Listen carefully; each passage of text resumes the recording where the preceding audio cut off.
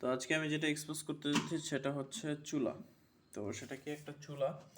চুলাটি আপনারা কেউ ভাববেন না যে অন্ধকার দেখে চুলাটা আমি দেখাতে পারবো না, বাট এটাই হচ্ছে একটি চুলা, আজব চমৎকারী একটা চুলা যার নাম হচ্ছে গিয়ে হিটার।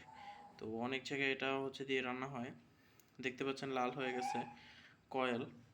তো এই হচ্ছে সেই চুলাটি, চমৎকৃত চুলা।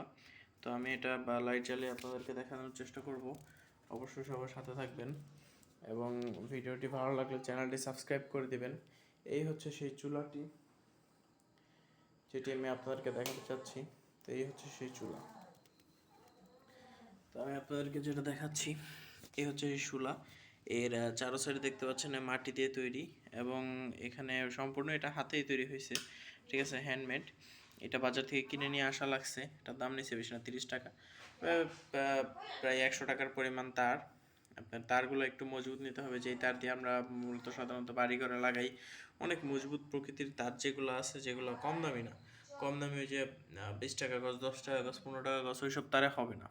একটু মজবুত তার লাগবে, যে তারটা আপনার সহজে ব্যাকা করা যায় না, ঠিক আছে, গুনার মতো তারটা শক্ত আর কি। তারপরে হচ্ছে জায়গায় আমি খুলে নিয়ে দেখাচ্ছি। এই জায়গায় তারের সাথে দুটো সিলভার আছে, ঠিক আছে, দুটো সিলভার কানেক্ট করা হয়েছে। আর তারপরে হচ্ছে গিয়ে এই মাঝখানে কয়েলটা আপনি কিনতে পাবেন। এটা বললে হবে বাজারে গিয়ে যে হিটার দেন একটা, হ্যাঁ, এটা হচ্ছে গিয়ে 60 ভোল্টের, 250 টাকা দাম। এটা একেবারে কম টাকা, আপনার কত 2 টাকা 3 টাকায় আপনার সারাদিনে রান্না হয়ে যাবে। 3 বেলা রান্নাতে 3 টাকা যাবে সর্বোচ্চ। তাতে যদি কম কম রান্না করেন, অনেকে আছে না যে গ্যাসে ঝামেলা করতে চায় না, গ্যাসের চুলা কিনতে গেলে, গ্যাসের সিলিন্ডার কিনতে গেলে প্রায় 3-4 হাজার টাকার মতো চলে যায়, ঠিক আছে। তো এটার জন্য এটা একটা বেস্ট আইডিয়া। 500 টাকার ভিতরে সব জোগাড় হয়ে যায়, প্লাস মাটির এই জিনিসটা শুধু আপনাকে একটু কষ্ট করে আশেপাশের পুকুর অথবা নালা থেকে একটু মাটি কুড়িয়ে এনে বানিয়ে নিতে হবে, অথবা আপনি সিমেন্ট দিয়েও তৈরি করতে পারেন।